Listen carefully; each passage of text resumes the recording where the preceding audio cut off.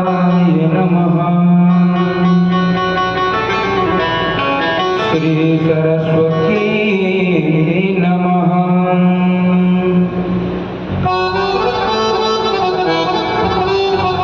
श्री वेदपुरुषाय नमः।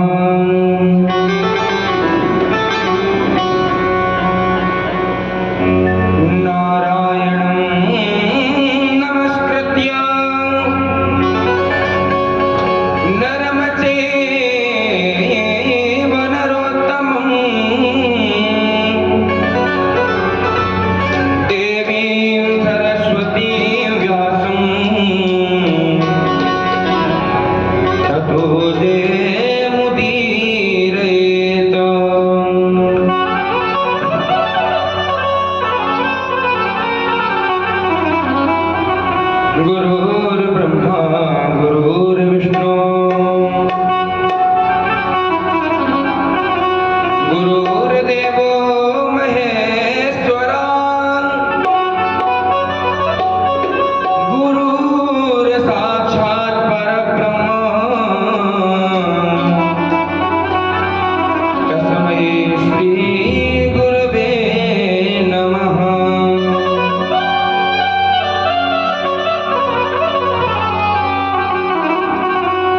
जय जय श्री राधारमण, जय जय नवल किशोर, जय गोपी चित चोर प्रभु, जय जय माखन चोर।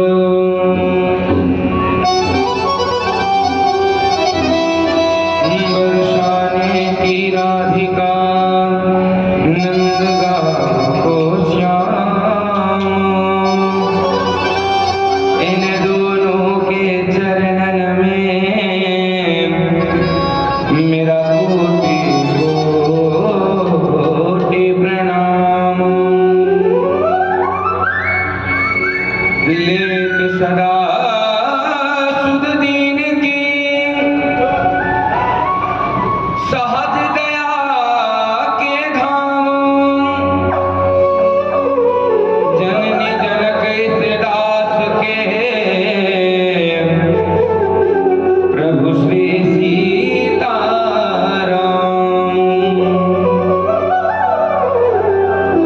कथा शुभारंभ होत है, सुनो वीर हनुमान, प्रेम सहित आसन धरो, जय जय पवन कुमार,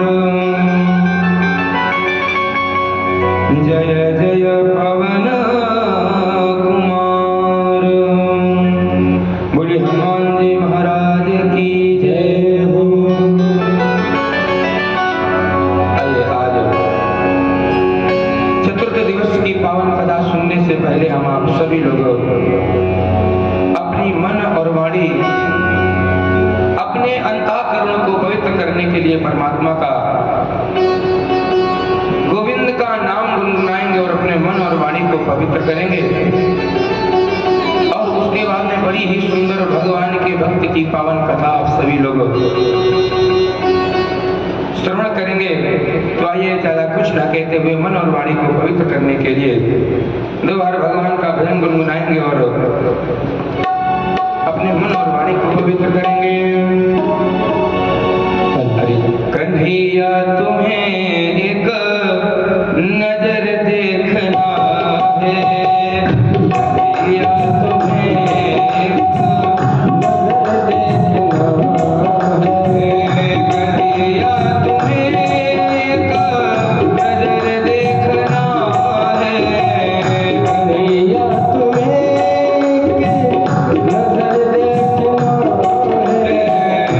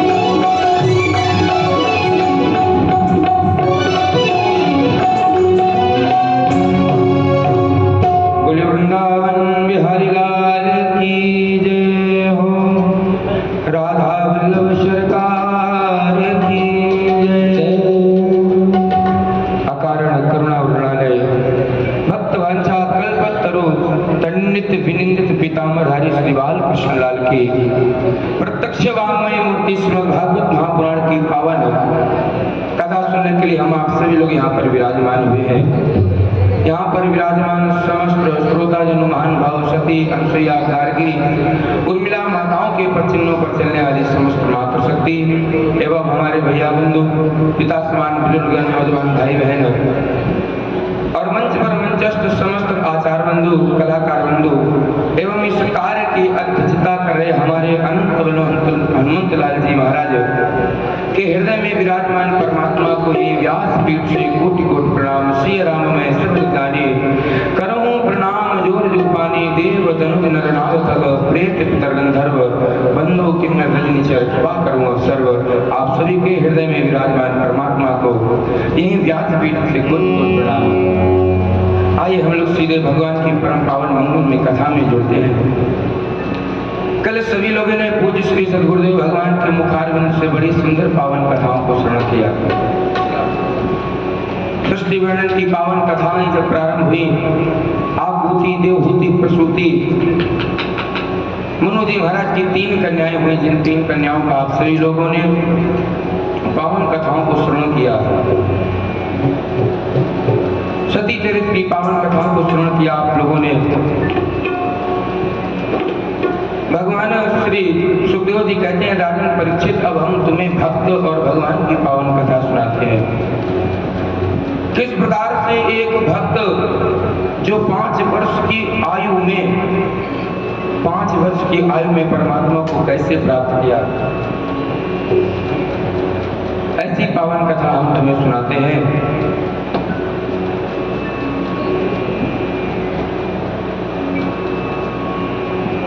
श्री राजन परीक्षित कहते हैं, जी गुरुदेव हमें सुनाने की कृपा कीजिए। सुखदेव भगवान कहते हैं, अभी आपने मनु महाराज की 3 कन्याओं की पावन कथा को श्रवण किया। मनु महाराज के 2 पुत्र हुए, उत्तानपाद और प्रियव्रत। प्रियव्रत जी बड़े हैं और उत्तानपाद जी छोटे हैं, लेकिन भागवत जी में सर्वप्रथम कथा किसकी आती है? सर्वप्रथम कथा आई है उत्तानपाद जी की। उत्तानपाद जी के यहाँ उत्तानपाद जी की 2 रानियां हुई, सुनीति और सुरुचि।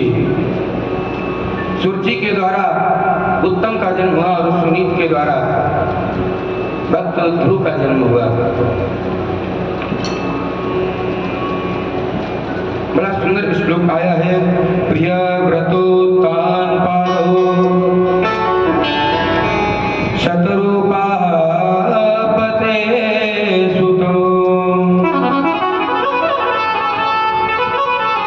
वासुदेव सकलया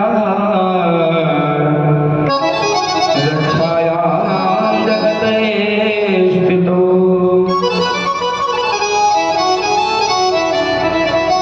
उत्तानपाद जी महाराज, उत्तानपाद के 2 विवाह हुए। उत्तानपाद सर्वप्रथम हमें पता होना चाहिए उत्तानपाद है कौन।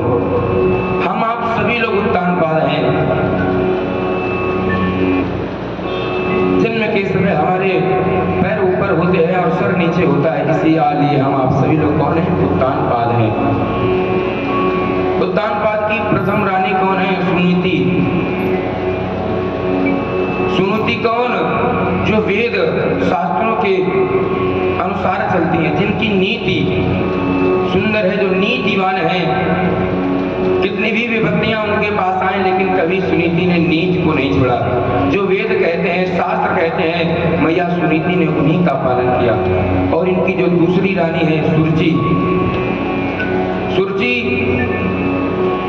जो अपने मन से कार्य करे, जो अपने मन की माने, वही तो सुरुचि है। जिसकी रुचि कैसी? भगवान के कार्यों में रुचि ना लगे और संसारिक कार्यों में रुचि लगे, वही सुरुचि है। उत्तानपाद जी के पास सब कुछ था। महाराज उत्तानपाद राज्य कर रहे हैं। उत्तानपाद जी के पास सब कुछ होने के बाद इनके पास पुत्र नहीं है।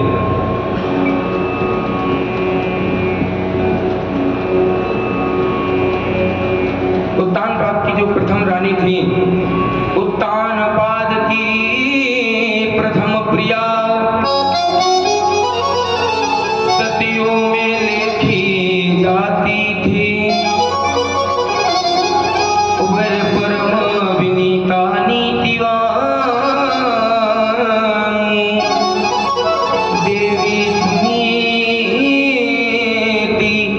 कहलाती थी।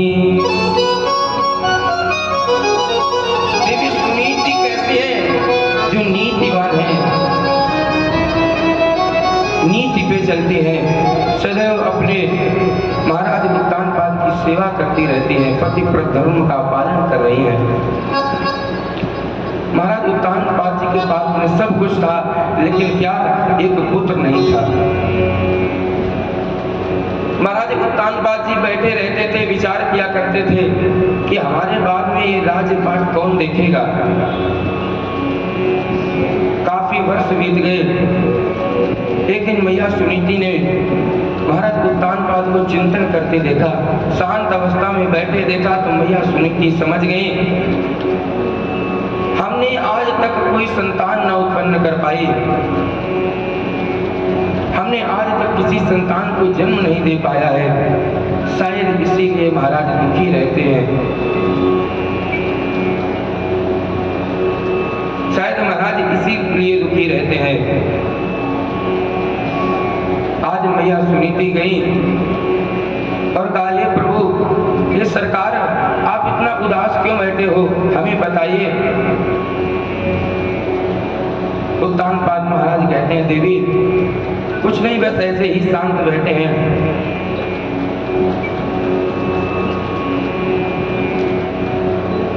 लेकिन मैया सुनीति नहीं माने, सुनीति समझ गई। सुनीति कहती, प्रभु हम समझते हैं कि हमें पता है हमारे द्वारा आपके यहाँ कोई संतान आज तक उत्पन्न नहीं हुई है।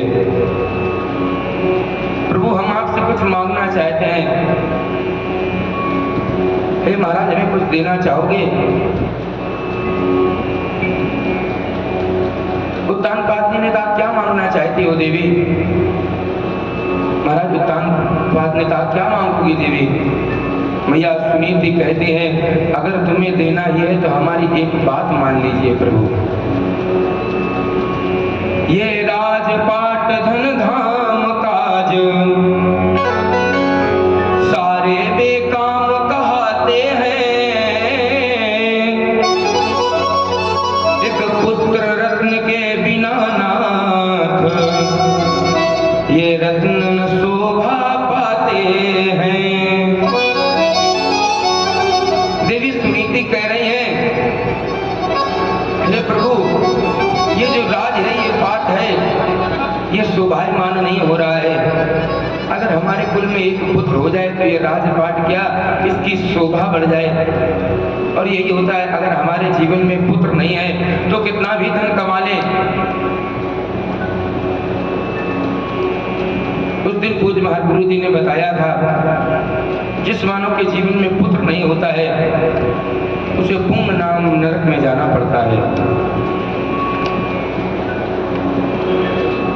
अगर मानव का जीवन पाया है, गृहस्थ में प्रवेश किया है, तो एक पुत्र होना आवश्यक है। मैया सुनीति कहती हैं, लगता है मौत, लगता है मलकुल मौत भवन, व्याकुल खर घाए जाता है, कुल का दीपक, कुल का दीपक बिना महल मरघट सा दिखलाई देता, कुल का जनता।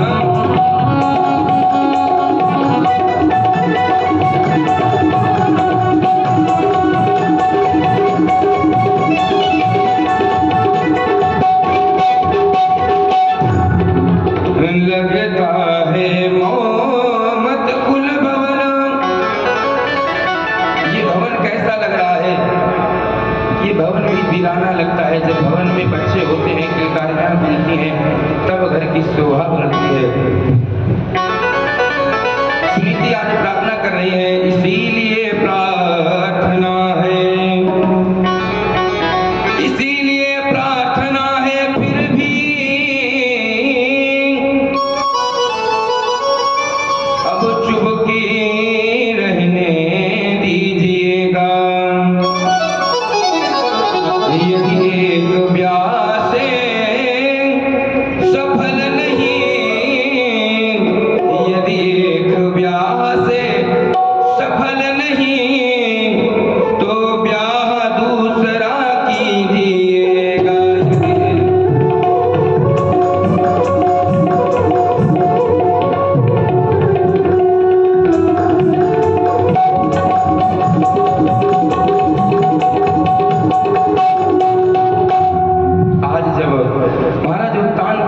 दूसरी बात विवाह की बात सुनी।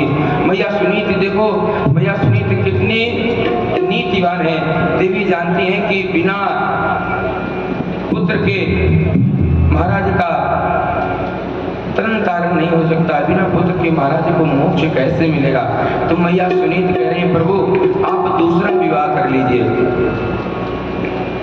जब आज दूसरे विवाह को कहा तो महाराज उत्तानपाद बहुत समझा रहे हैं, देवी एक बार जीवन में मौत आ जाए वो सही है, लेकिन अगर सौत आ गई तो तुम्हें रहने नहीं देगी। तुम जिस हिसाब से इस महलों में रहती हो देवी, तुम रह नहीं पाओगी।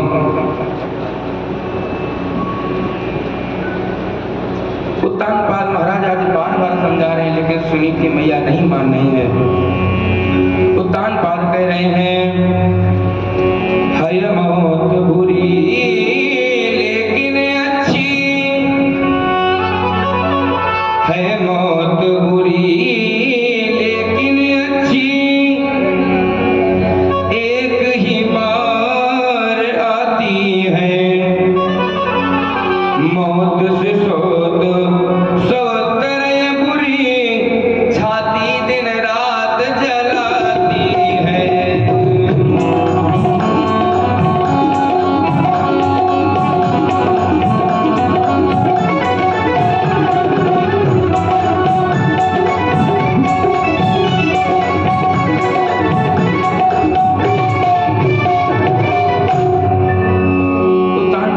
देवी तुम अभी नहीं जानती हो, अगर हमने दूसरा विवाह कर लिया तो तुम महलों में रह नहीं पाओगी देवी। और उत्तानपाद ये भी कह रहे हैं देवी पुत्र नहीं हुआ तो क्या हुआ, पुत्र नहीं हुआ तो क्या हुआ, जरूरी थोड़ी ना कि पुत्र हो जाए तो हमें सुख ही मिल जाए। जरूरी नहीं कि पुत्र है तो हमें सुख मिल जाए।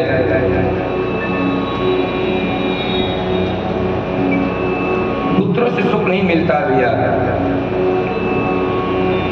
अगर आप के पुत्र सामर्थ हैं तो वो खुद कमा लेंगे, खुद खा लेंगे, और अन्यथा अगर पुत्र बिगड़ गया तो आप कितना भी कमा के रख करके चले जाओ, लेकिन वो सब मिला देगा। ये तो कर्मों की खेती है, जो बोएगा सो पाएगा।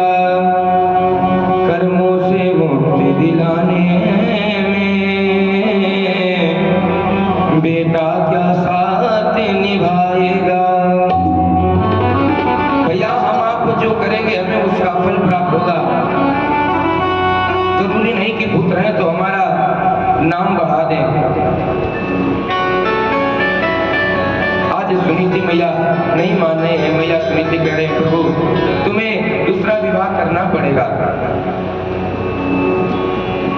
जो महाराज कह रहे हैं जो आएगी वो तुम्हें घर से निकलवा देगी।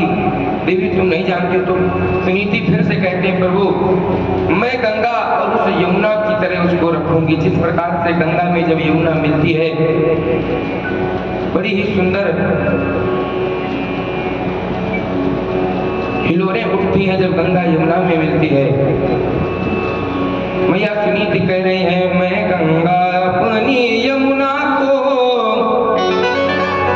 बढ़ बढ़ कर गले लगाऊंगी। मैं गंगा अपनी यमुना को बढ़ बढ़ कर गले लगाऊंगी। फिर अक्षय वट की भांति तुम्हें, फिर अक्षय वट की भांति तुम्हें सिर आंखों पर बिठलाऊंगी।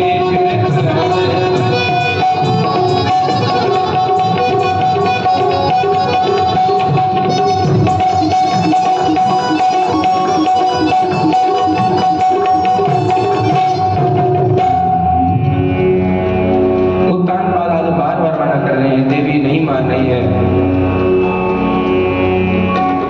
तो महाराज उत्तानपाद ने दूसरा विवाह किया। दूसरा विवाह किसके साथ में? सुरुचि के साथ में। सुरुचि जी की रुचि ही सुंदर है, जिसकी रुचि भगवान की भक्ति में ना लगे, जिसकी रुचि सदैव संसारिक कार्यों में लगे, ऐसी सुरुचि। महाराज कासुर जी के साथ में विवाह हुआ। इधर मैया सुनीति बड़ी प्रसन्न है कि चलो अब हमारे घर में दूसरी हमारी बहन आ जाएगी, हमारी बहन आ जाएगी, उसके बाल गोपाल होंगे, हम उनको बड़े प्रेम के साथ में खिलाएंगे, हमें कुछ काम ही नहीं रह जाएगा। जब बहन आ जाएगी, बहन सारा घर का काम देखेगी और हम उसके बालकों को खिलाया करेंगे। मैया सुनीति आज बार बार यही सोच रही है, बड़ी खुशियां मना रही हैं, द्वार पे खड़ी हैं कि महाराज आज जैसे विवाह करके आएंगे, जैसे महाराज विवाह करके आएंगे तो जो साथ में बहन आएगी मैं उसकी बड़े मन के साथ में आरती उतारूंगी। मैया सुनीति आरती की थाल सजाए हुए बैठी हैं कि कब महाराज विवाह करके आवे और हम उस बहन की आरती उतारें। कितना सुंदर भाव है। द्वार पर खड़ी हैं देवी सुनीति आरती उतारने के लिए और इधर महाराज उत्तानपाद सुरची का ब्याह करके ले आ रहे हैं। सुरची डोली में बैठे आ रही है, तब तक सुरची को पता चल गया कि महाराज उत्तानपाद की एक पत्नी पहले से ही है। जब उत्तानपाद को ये पता चला कि पत्नी पहले से है तो उत्तानपाद से सुरची कहने लगी, हे राजन, हे राजन, जब तुम्हारे महलों में एक स्त्री पहले से है तो हमें किस लिए लिए जा रहे हो? हमें बाहर झुकने के लिए लिए जा रहे हो क्या?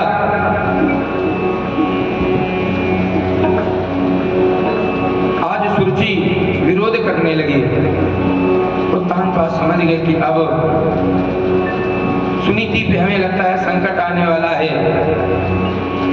सुरची कहती है, जब तुम्हारे महलों में एक रानी पहले से है तो हमें क्यों लिए जा रहे हो? हम उस महल में तभी पहुंचेंगे जब उस रानी को महलों से निकाल दिया जाएगा। आज जब ऐसा उत्तानपाद ने सुना, आज मन ही मन विचार करने लगे, हमने पहले ही कहा था देवी सुनीति, हमने पहले कहा था कि मौत अच्छी है लेकिन 100 तरह से बुरी है। अभी सुरुचि महलों में पहुंची भी नहीं है और पता चला कि रानी है एक पहले से, तो देश निकाला, मतलब देश से निकलने की आज्ञा दे दी।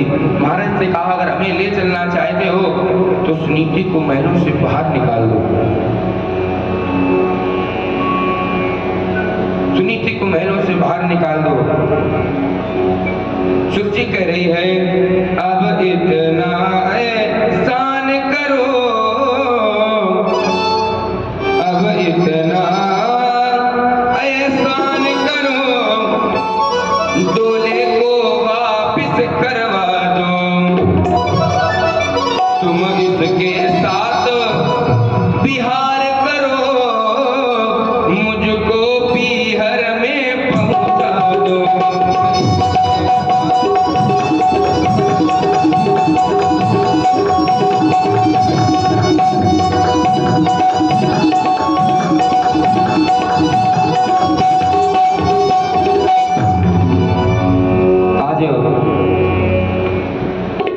सुरची कह रही है, अभी भी महाराज कुछ नहीं बिगड़ा है, अभी आप हमारा डोला यहीं से वापस करवा दो और आप अपनी उसी रानी के साथ में रहो।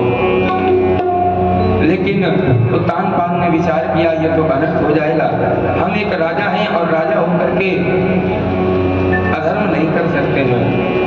सैनिकों के द्वारा जब ये बात मैया सुनीति को पता चली, सुनीति द्वार पर खड़ी है, सुनीति मैया की आंखों से आंसू निकलने लगे। सुनीति मैया कहने लगी, मैं तो बड़ी अभागिन हूँ। लेकिन सुनीति मैया ने किसी को जाहिर नहीं होने दिया, किसी को पता नहीं चलने दिया कि उनके हृदय में क्या दुख है। मैया सुनीति ने अपने घर को छोड़ करके नगर से बाहर जाकर के एक कुटिया बना करके मैया सुनीति रहने लगी और महाराज उत्तानपाद महलों में देवी सुनीति के साथ में रहने लगे। एक दिन हुआ क्या, एक दिन महाराज उत्तानपाद जंगल में शिकार खेलने के लिए गए थे। देर रात तक जंगल में शिकार खेलते रहे। जब देर रात तक शिकार खेलते रहे तो लौट करके घर में आए। तो जब घर में महलों में लौट करके आए तो क्या देखा कि दरवाजे बंद हैं। एक रात लौटे नृपति जब खेल कर शिकार, राजमहल के उस समय पाए बंद किवाड़। कानपाल लौट करके आए, लेकिन महाराज ने महलों के दरवाजों को बंद देखा। महलों को दरवाजों को बंद देखा तो आज महाराज कहाँ गए? महाराज उसी कुटिया में चले गए जहाँ पर मैया सुनीति रह रही हैं। मैया सुनीत ने आज महाराज का स्वागत सत्कार किया। मैया सुनीत कैसे रहती हैं? लेटने के लिए सैया नहीं है, जमीन पर ही पत्तों कुछ बिछा करके लेटती हैं।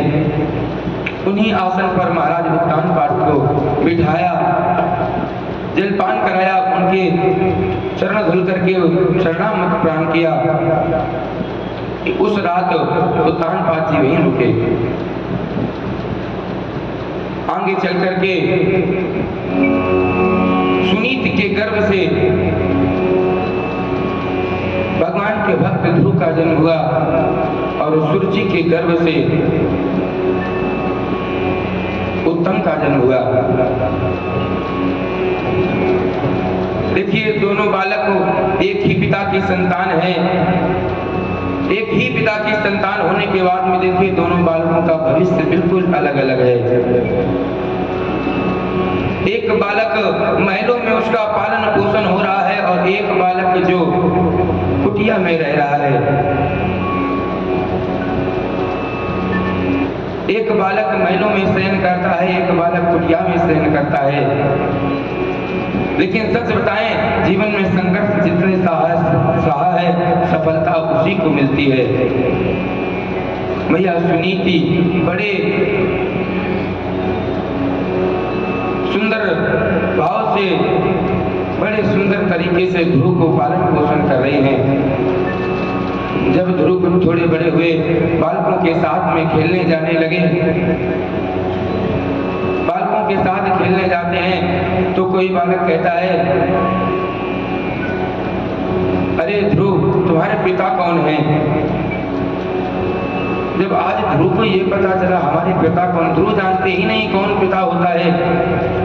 आज आकर के मैया से पूछा, मैया हमारे पिता कौन है? मैया सुनीति ने कहा, अरे बालक छोड़ो, तुम क्यों पूछ रहे हो? ध्रुव जी कहते, हमें अब आप बताना पड़ेगा हमारे पिता कौन है। मैया सुनीति कहती, अगर तुम जानना चाहते हो कि तुम्हारे पिता कौन है तो जो यहाँ के राजा हैं वही तुम्हारे पिता है।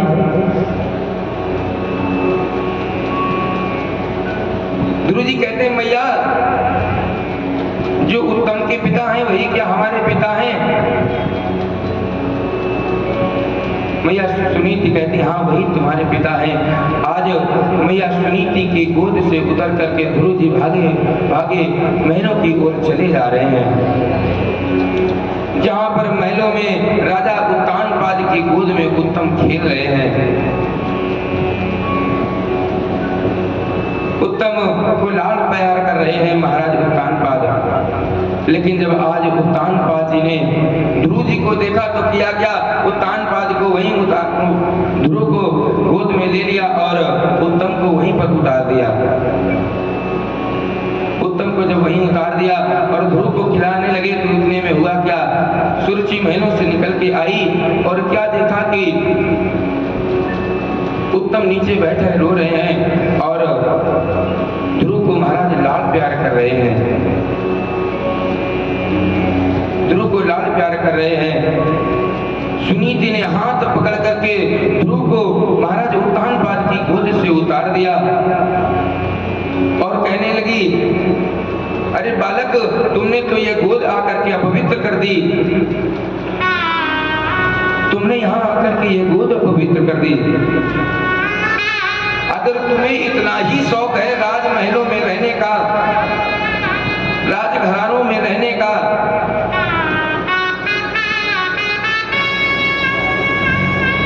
तुम्हें मेरे गर्भ से जन्म लेना पड़ेगा। कहने लगा, अरे तुमने तो एक अभागिन के गर्भ से जन्म लिया है, तुम अभागे हो, तुमने अभागिन के गर्भ से जन्म लिया है। जब ऐसा आज सुरजी गुरु जी से कह रहे हैं तो गुरु जी फूट फूट करके रोने लगे। अरे जिस प्रकार से एक सांप के जब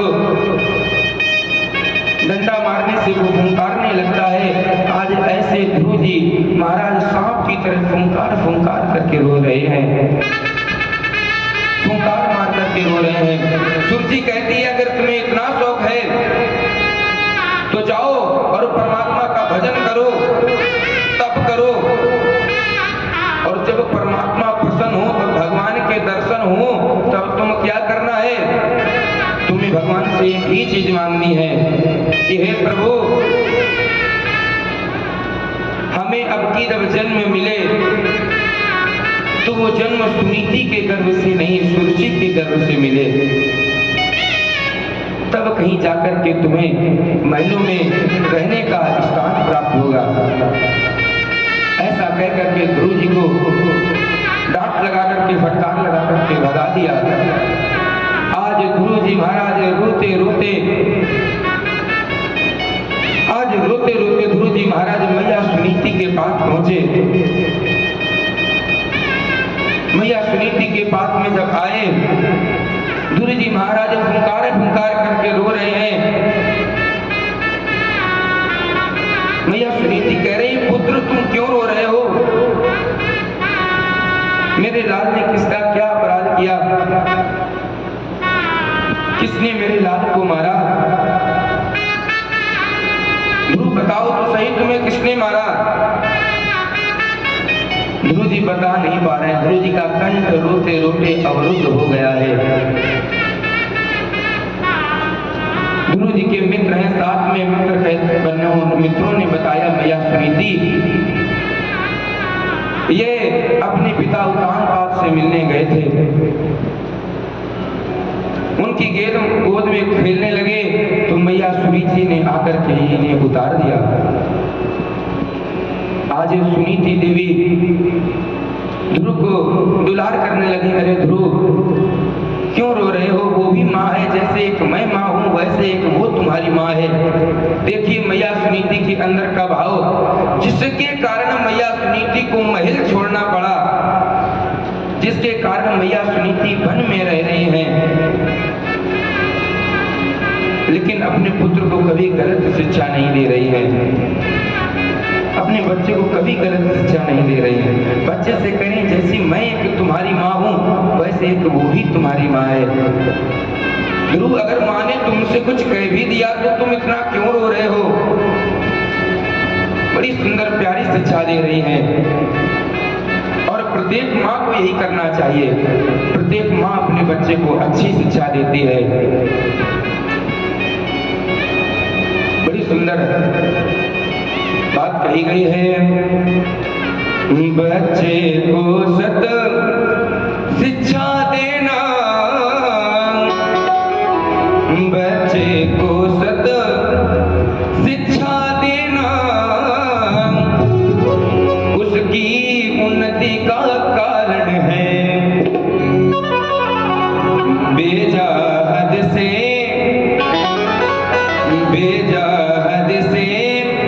ज्यादा दुलार बर्बादी का ही कारण है।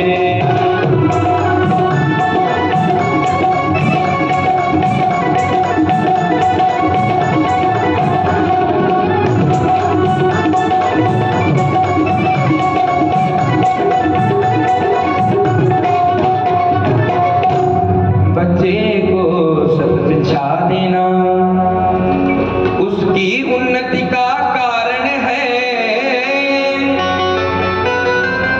बेजाहद से ज्यादा दुलार बर्बादी का ही कारण है। इसलिए प्रत्येक माँ अपने बच्चे को क्या सत शिक्षा देती है। माता कभी कुमाता नहीं होती है। माता ने कभी भी अपने बच्चों को गलत शिक्षा देना नहीं सिखाया।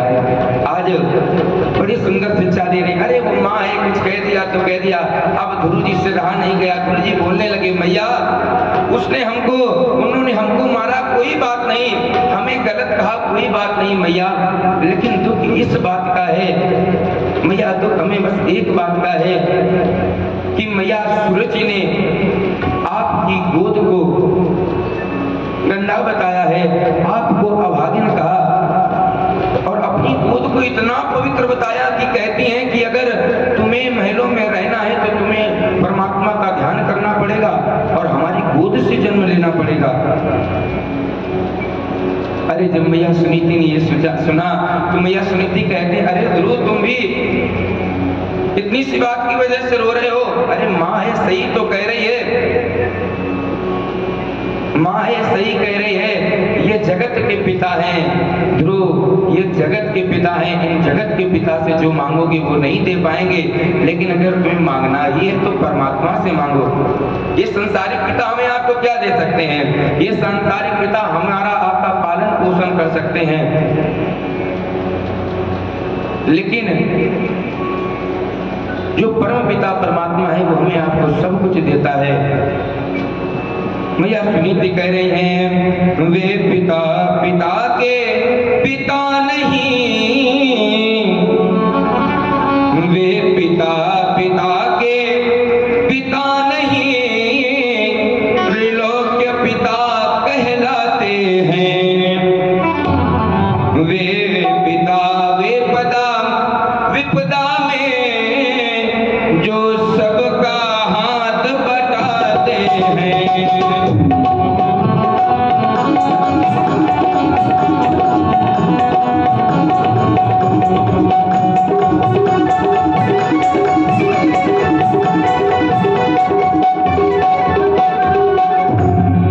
मैया सुनीति ने ऐसा बताया तो आज ध्रुव जी कहने लगे, मैया अब मैं वन के लिए जा रहा हूँ।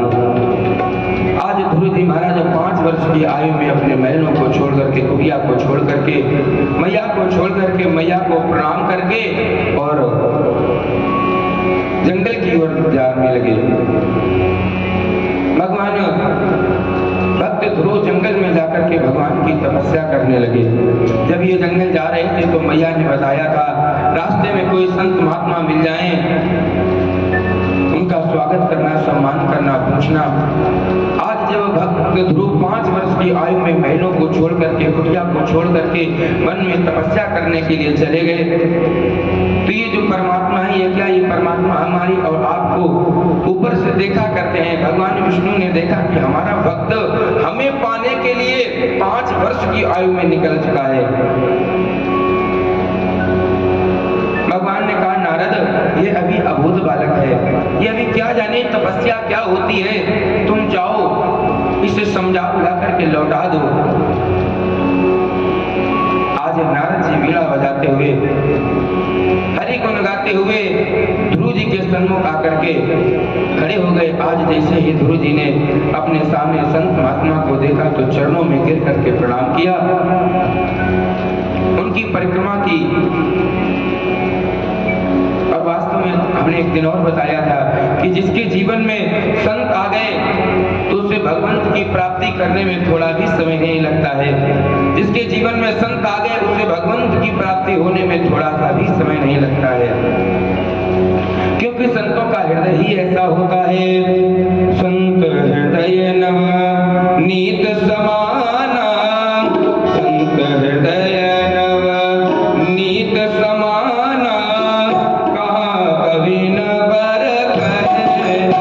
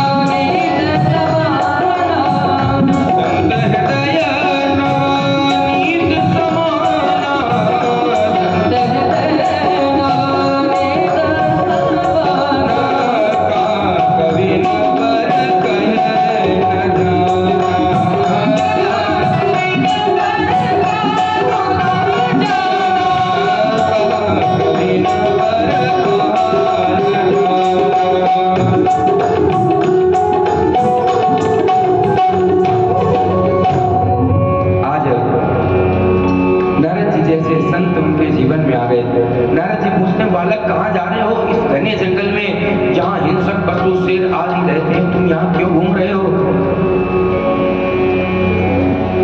गुरु जी कहने लगे, हे प्रभु, मैं तो भगवान का भजन तपस्या करने के लिए यहाँ आया हूँ। हम परमात्मा की प्राप्ति के लिए यहाँ आए हैं। नारद जी कहते हैं, बालक, ऐसे भगवान की प्राप्ति नहीं होती है। भगवान की प्राप्ति तो सैकड़ों हजारों वर्षों में भगवान की प्राप्ति होती है, और तुम अभी छोटे बालक हो।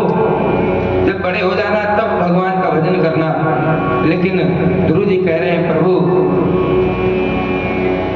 मैं यहाँ पर अपने माता के कटु वचनों को सुन करके आया हूँ। ऐसे ऐसे कटु वचन सुने जिनसे मेरा हृदय मेरा हृदय छलनी हो गया है। प्रभु, आप कितना भी ज्ञान दें, हमारे हृदय में सब रुकता नहीं है, निकल जाता है। नारद जी ने बहुत कोशिश की लौटाने की, विचार किया, लेकिन जब नारद जी समझ गए कि ये भगवान को प्राप्त करके ही जाएगा, तो नारद जी ने क्या किया? नारद जी कहते हैं, बालक, भगवान की प्राप्ति तो करने आए हो, लेकिन सबसे पहले गुरु होना चाहिए। जब तक जीवन में गुरु नहीं बनाओगे तब तक भगवान की प्राप्ति नहीं हो सकती है।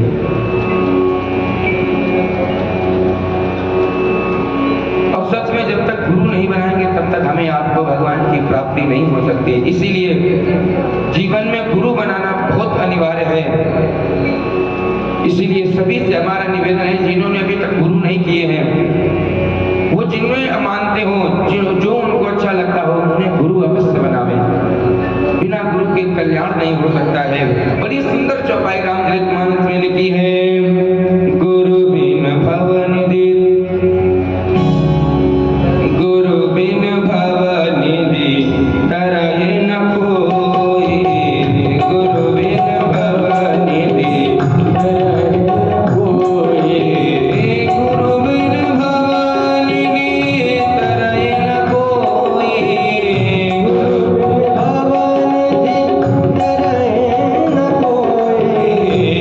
बिन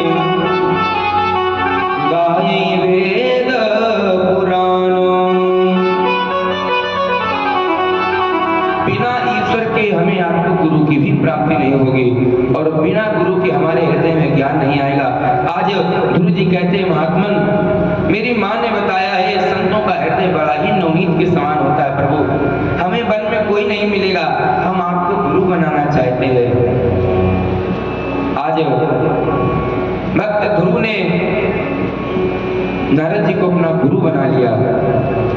नारद जी को जब गुरु बनाया तो नारद जी ने गुरु जी के कानों में द्वादशाक्षर मंत्र दिया।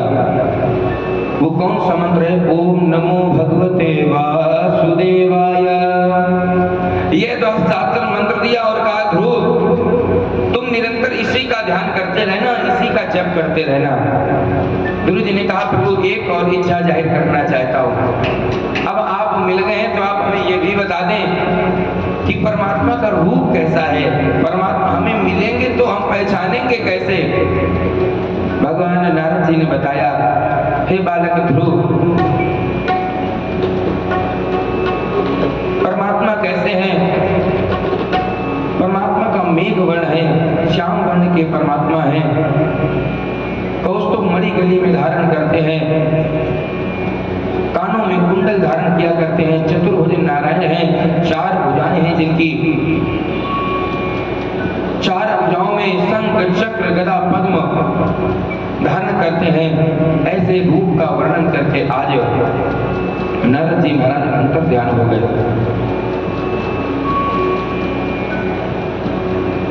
नारद जी जब अंतर ध्यान हो गए, ध्रुव जी महाराज ने कालिंदी नदी के तट पर जाकर के स्नान आदि करके जब बाहर निकले तो आसन लगाया। ध्रुव जी ने प्राणायाम किया और आसन लगा लिया। ध्रुव जी ने बहुत कठिन व्रत करना प्रारंभ किया। ध्रुव जी ने बड़ा ही कठिन व्रत करना प्रारंभ किया। ध्रुव जी ने जब पहले मास में व्रत रखना प्रारंभ किया तो ध्रुव जी करते क्या हैं? ध्रुव जी ने 1 महीने जब पहले व्रत रहे तो 3 माह का 3 दिन का अंतर दे करके 3 दिन निरंतर भगवान का द्वादशाक्षर मंत्र का जप करते रहे। और जब 3 दिन हो जाते तब ध्रुव जी महाराज उठते और उठ करके कैथा आदि के फल खा करके, 3 दिन में उठ रहे हैं और खाते क्या है? केवल फल, और फल खा करके पुनः बैठ जाते हैं जब दूसरा महीना प्रारंभ हुआ। इस प्रकार से ध्रुव जी ने 1 महीने 3 दिन का अंतराल करके फल खा करके द्वादशाक्षर मंत्र का जप किया। और जब दूसरा महीना प्रारंभ हुआ तो भगवान, तो ध्रुव जी ने तपस्या को और कठिन कर दिया। ध्रुव जी दूसरे महीने में क्या करते हैं? अब तो ध्रुव जी ने 6 दिन का अंतराल कर दिया। पहले 3 दिन करते थे, अब 6 दिन में बैठ जाते हैं। जब भगवान का जब निरंतर करते रहते हैं, जब 6 दिन हो जाते हैं तो ध्रुव जी महाराज फिर खड़े होते हैं और अब फल खाना भी छोड़ दिया। फल नहीं खा रहे हैं, अब क्या खाते हैं? अब सूखे पत्ते खाना प्रारंभ कर दिया। 6 दिन के अंतराल में दूसरे महीने में ध्रुव जी ने सूखे पत्ते खा करके भगवान की तपस्या करी। जब ध्रुव जी ने देखा कि भगवान की अभी भी प्राप्ति नहीं हो रही है तो और संध्या को कठिन कर दिया। ध्रुव जी ने तीसरे महीने में एक बार जल पी करके 9 दिन के अंतराल में तपस्या की और चौथे महीने में 12 दिन का अंतराल कर दिया और एक बार उठ करके वायु का आहार करते और उसके बाद में फिर बैठ जाते। और आइए आगे की कथा पूज्य गुरुदेव भगवान के मुखारविंद से श्रवण करेंगे। बोलिए सद्गुरुदेव भगवान की जय।